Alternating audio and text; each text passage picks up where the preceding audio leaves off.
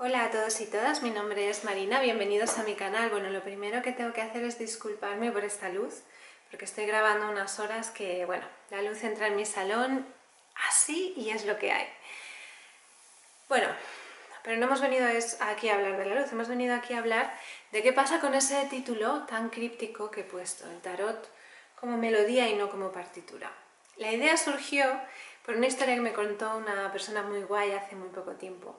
No recuerdo bien el nombre de los personajes, pero son personajes reales, ¿de acuerdo? Y a partir de esta historia yo he articulado un poco todo el contenido de este vídeo. La historia que me contó es que había un rabino muy importante, de una comunidad muy grande, ¿de acuerdo? Y una persona muy sesuda, muy racional, imaginémonos que era un físico, ¿vale? Que son amigos o que eran amigos. Y claro, ellos tenían grandes disertaciones, grandes discusiones sobre los temas trascendentes del mundo, de la existencia, del ser humano, de la trascendencia, etc., ¿no? Y se ve que en una de las ocasiones el rabino estaba escuchándolo, ¿no?, argumentar, obviamente, a esta persona racional, ¿no?, de por qué las cosas son así y así y todo, porque claro, si es una persona científica o racional siempre te lleva a los hechos, siempre te lleva a la explicación más mental, ¿no? Y bueno, y se ve que una vez este rabino le dijo a su amigo, le dijo, es que tú lo que haces es leer la partitura, pero no escuchas la música. Bueno, a mí esta historia me pareció una genialidad, estoy completamente de acuerdo con ella, y a la vez me recordó a otra historia que me contó mi padre. Todo esto tiene un sentido, ¿vale? Vamos a ir... Mi padre es melómano y a él le gusta mucho la música, todo tipo de músicas, incluidas la música clásica. Y él tenía un pase anual para el Palau de la Música, que significa Palacio de la Música en valenciano, y es el centro musical más importante de mi ciudad natal. Hubo una época hace bastantes años donde el director de ese lugar traía gente muy importante, ¿de acuerdo?, a interpretar a mi ciudad natal. Intérpretes de fama internacional. Y mi padre iba a ver el programa anual, ¿no?, con mi abuelo, y cuando mi abuelo falleció, con su mejor amigo. Bueno, pues me contaba que él iba allí y se encontraba casi siempre con un crítico musical que tenía una columna de cultura en uno de los periódicos más importantes de mi país. Bueno, pues lo curioso es que este hombre llegaba a todas las interpretaciones con la partitura del programa que se iba a interpretar, porque ya sabes que cuando tú vas a ver interpretar a un músico, a una orquesta, etc., se te dice en el panfleto informativo qué piezas se van a tocar, ¿no? Pues esta persona aparecía allí con todas las piezas, o sea, con todas las partituras de las piezas, y conforme empezaba a interpretar, él abría, iba leyendo y acompañando la partitura conforme se interpretaba, ¿no? Y la conclusión final de mi padre era, vale, esto te puede ser muy útil para luego escribir una crítica muy mental, ¿no?, de qué bien o qué mal ha interpretado la pieza esta persona, pero te estás perdiendo el momento. Es decir, este intérprete está aquí ahora con un montón de gente, ¿eh?, tocando para ti, rodeado de un grupo de personas, y nunca se va a repetir esto, es único. Y tú estás leyendo la partitura y no estás escuchando la melodía. Es más, esa melodía está sostenida por una partitura, que es la estructura, que soporta una idea mucho más grande, una idea intangible, una idea que realmente conecta todo. Hay veces que en nuestro afán por entender el tarot, aquí os llevo al terreno del tarot, estamos demasiado obsesionados por el simbolismo de las imágenes. Y obviamente el tarot es un lenguaje simbólico, pero principalmente es un lenguaje visual, y este lenguaje visual sirve para conformar narrativas simbólicas, pero el detonante principal es la imagen.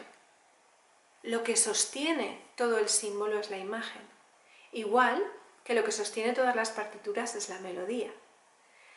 Hay veces que estamos tan obsesionados en fijarnos en el detalle simbólico, en articular una narrativa simbólica a través de las cartas que responda a una pregunta, que nos olvidamos de la imagen, nos olvidamos de lo que esa imagen sostiene, que es algo mucho más grande que el símbolo.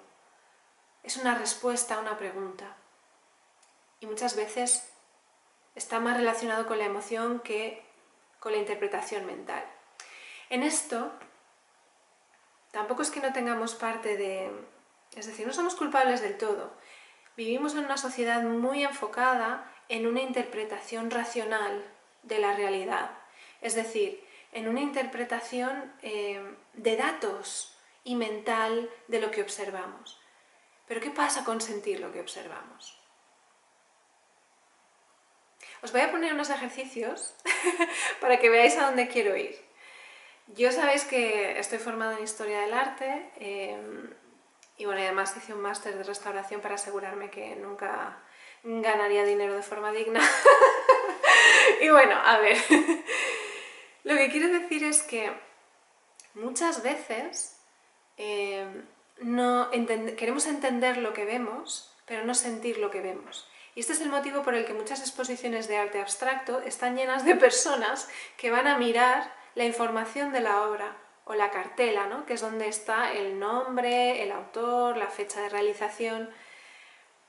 No porque quieran saber cuándo se pintó, sino porque muchas veces quieren ver si el título les da algún gatillazo intelectual que les ayude a interpretar ese garabato o ese montón de colores que tienen delante.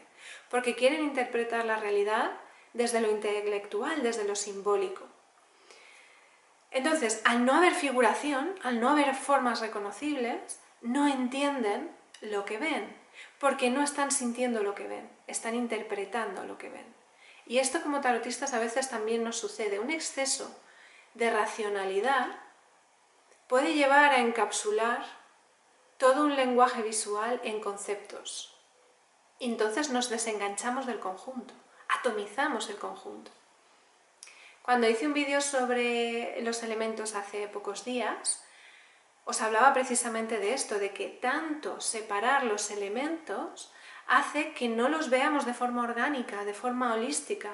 Entonces el aire, el fuego, el agua y la tierra son elementos que coexisten en una realidad que es la que nos rodea de forma simultánea.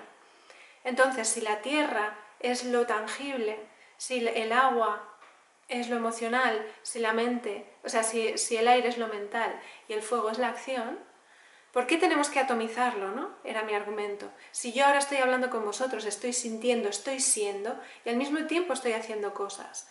La experiencia tridimensional es multidimensional, somos seres multidimensionales. El lenguaje visual también sirve para soportar esa multidimensionalidad. He elegido dos autores abstractos para hacer un ejercicio sobre esto.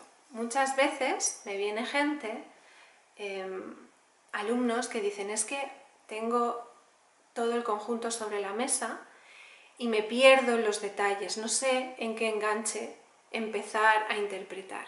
Y esto es porque quieren saltarse el paso de escuchar la melodía, quieren ir rápidamente a leer la partitura y se pierden el tono general, se pierden ese momento intuitivo, se pierden el impacto inicial del conjunto de cartas.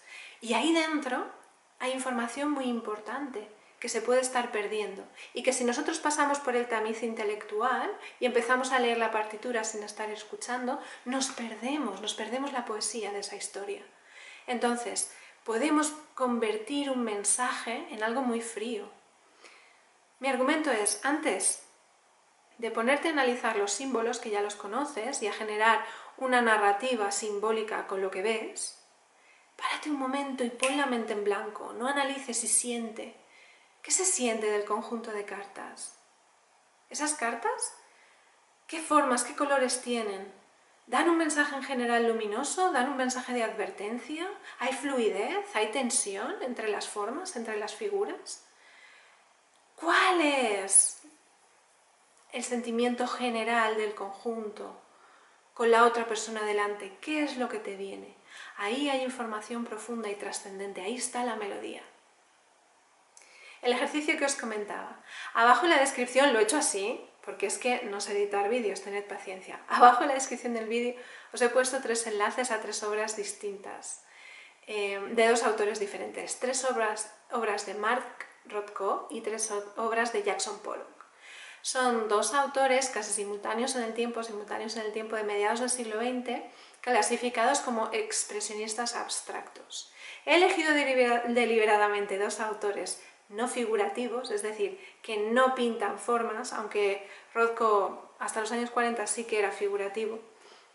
Pero he escogido autores que solo trabajan con formas y con colores, porque quiero que veáis cómo también se entrena la visión para lo emocional, la visión para escuchar la melodía, para ver el conjunto de lo visual y no solo ir a lo intelectual y lo simbólico, que ojo, hay que conocerlo y hay que saberlo muy bien. Vosotros sabéis que yo en este canal soy muy rigurosa en eso, pero hay una parte intuitiva, hay una parte muchísimo más etérea que también tenemos que entrenar porque es un lenguaje visual, insisto. Entonces, id a ver las obras de estas personas, id a verlas sin leer nada de ellos, sin intentar buscar cómo debéis mirar la obra. Y luego volved aquí al vídeo, os explico un poco de qué van esas historias y me vais acompañando. Os espero aquí. Bien, de Matt Rothko habréis visto tres piezas. La número 7 de 1951, una que es Vehículos de sensaciones cromáticas y una que no tiene título, del año 1961, que se encuentra en el Thyssen de Madrid. He puesto específicamente esta obra porque es la única obra de Rothko que yo he visto en directo y este autor hay que verlo en directo. Bien, lo que posiblemente hayáis visto es unos cuadros que son como manchas de color rectangulares donde los bordes de cada uno de los rectángulos de color están desdibujados. Estas obras son de gran formato, son grandes, es decir, son más grandes que una persona o del tamaño de una persona, pero suele hacer formatos medios grandes. Jackson Pollock, habéis visto Autumn Rhythm, que es como ritmo otoñal, del número 30, Convergencia de 1952 y White Light del 54. Son piezas muy famosas suyas. También este autor hace grandes formatos. Posiblemente lo que habéis visto es una maraña de colores y pinceladas generando muchísimo ruido, ¿de acuerdo? Os voy a explicar cómo sentir estas obras. Sin información mental, lo único que veis son colores y formas. Es decir, lo único que veis es la partitura, pero no podéis escuchar la melodía. Igual que un tarotista solo ve los símbolos sin sentir el conjunto de cartas sobre la mesa. Mark Rothko utilizó los colores para transmitir emociones, pero no de forma aislada, es el conjunto de todo el color de la obra y el tamaño de cada uno de esos rectángulos desdibujados lo que va a imprimir una sutileza a la emoción. Entonces, cuando tienes ese cuadro delante, lo que tienes que hacer es simplemente sentir lo que te dicen los colores. Es un autor muy interesado en la emoción, es un autor muy interesado en la sensación mística, casi religiosa, de las emociones y utiliza el color como vehículo de transmisión de esa emoción. Los rectángulos están desdibujados, no tienen una línea que delimitan, igual que un sentimiento no tiene un principio y un fin cortante. Es una cosa que viene y es una cosa que se va.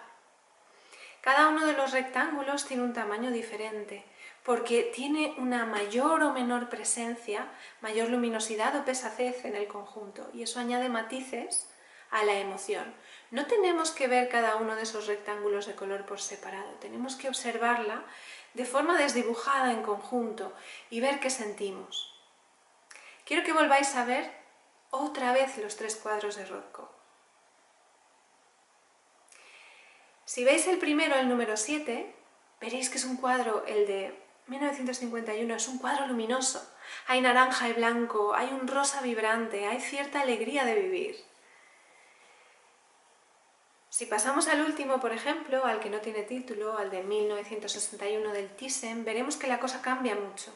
Hay colores pesados, hay una sensación de que uno de los grandes rectángulos sofoca, ¿no? Sofoca al fondo. La sensación es mucho más opresiva. Casi como que estás encerrado en los colores de esa obra. Ya os digo que cuando lo tienes delante es muchísimo más potente, pero ¿me entendéis? Es la sutileza, es el conjunto.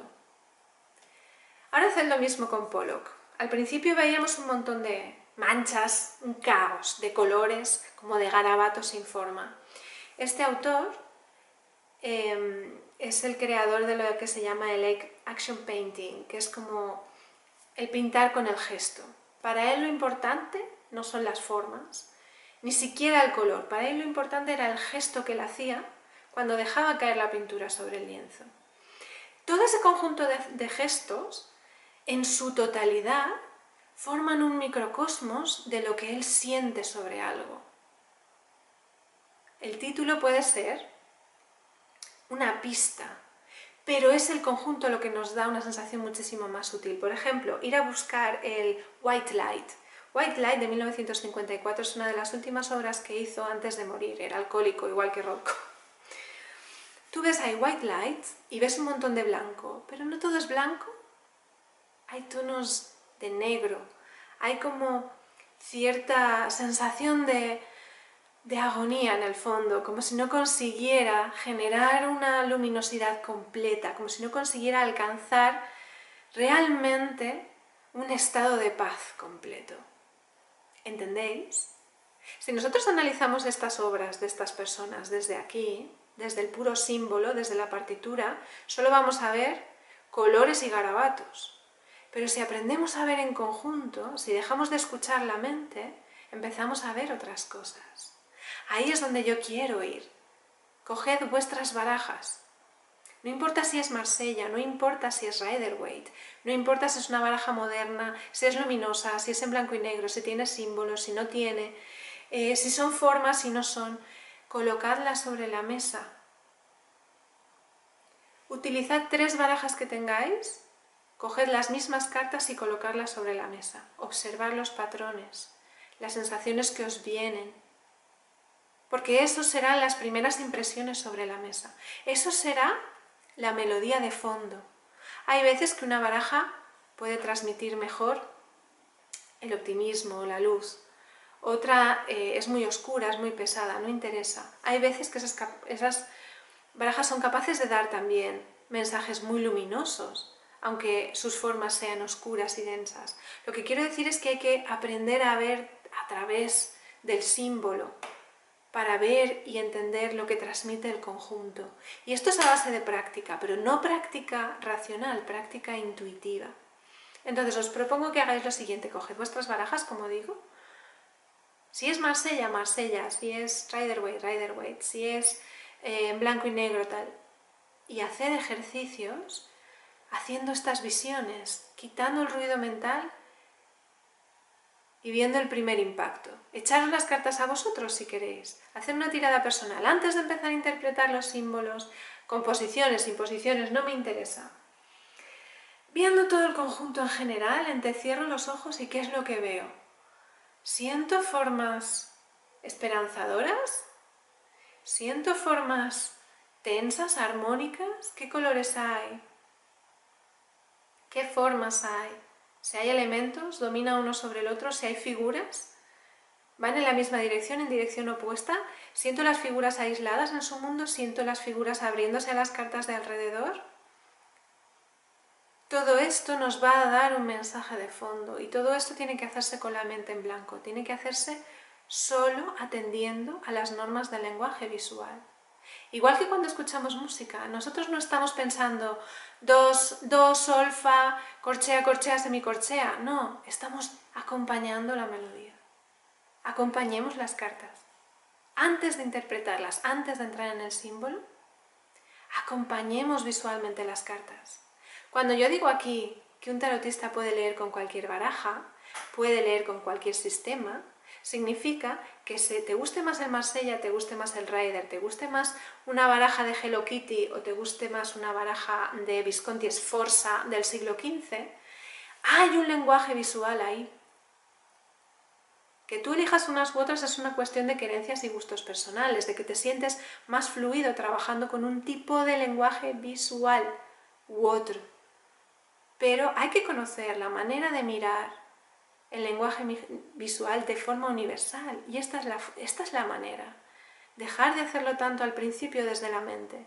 El símbolo, lo que nosotros utilizamos, es lo que nos ayuda a entender la estructura, a entrar en capas profundas de significado. Igual que una partitura te puede enseñar a ver toda la estructura, que sostiene esa canción, esa composición. ¿Entendemos un poco por dónde voy? Sé que es un poco loco este vídeo, que a lo mejor os parece que está muy fuera de la caja de lo que se suele decir por ahí. Pero es que yo también me empeño mucho en el rigor teórico, para que se lean las cartas con la simbología adecuada. Pero no podemos olvidar que el lenguaje visual es lo que sostiene el tarot y tenemos que aprender a leer con esto, a leer aquí, a entender la forma holística, orgánica de todo ese lenguaje y dejar de atomizar y fragmentar intelectualmente todo el tiempo. No todo son fechas, no todo son datos, no todo es... ¿Me entendéis? Tengo aquí un libro que se llama Tarot, la biblioteca del esoterismo de Taschen.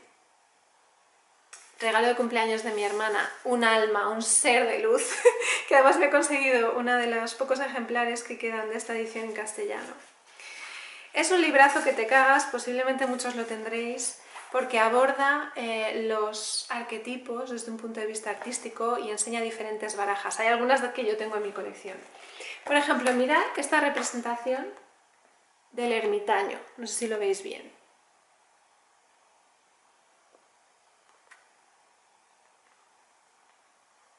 El arquetipo está, el ermitaño no. El papa, te digo, el papa, ¿vale? La jerarquía, la pirámide, el bajar, el conocimiento celestial. Pero claro, tú ves esto, y sí, los símbolos están ahí, pero ¿cuál es el primer impacto? Esta carta con otras cartas, ¿qué sensación me dejaría? ¿No? ¿Cuál es la lectura visual que yo hago de esto? ¿Cuál es la cosa que hace que yo apague la mente y entienda la corriente interna de la carta? Otra, por ejemplo, la fuerza. No es igual esta fuerza visualmente que esta fuerza. En esta fuerza, por ejemplo, se hace mucho más hincapié en esa parte amable de la mujer, en esa parte de controlar las pulsiones, ¿no? Mientras que en la otra fuerza vemos más como esa parte salvaje y animal, ¿no? De esta mujer que consigue controlar el león. Se va a elegir visualmente potenciar uno u otro significado del arquetipo, pero tenemos que estar cómodos con la sensación general que nos da la imagen. Reina de espadas. Parece Morticia Adams, ¿vale? Pero ¿entendéis? Esta persona intelectual, fría. Es importante saber sostenerse en las imágenes para generar ese diálogo. Muchos profesores de tarot se empeñan en enseñarte solo el símbolo, solo el arquetipo. Y así dejamos de saber ver desde el sentimiento y no estar analizando todo el rato. Tenía un profesor de arte que desmenuzaba tanto las obras que al final perdías el contexto. Ha utilizado este color porque era un niño reprimido y tenía problemas con su madre, y es como, vale, pero ¿qué sensación da el cuadro? Pues mira, da una sensación de soledad impresionante, por ejemplo. O da una sensación de aislamiento, o da una sensación de alegría. Eso es el mensaje, la corriente interna que tenemos que mantener un poco a flote. Y nada, esto es todo, os he soltado un rollo que flipas. Si hacéis los ejercicios de las barajas, de sacarlas y hacer esta historia visual, ya me decís qué tal. Y nada, os leo en los comentarios. Muchas gracias, como siempre, por estar ahí. Un abrazo grande, espero que estéis bien de salud y nos vemos en el próximo vídeo.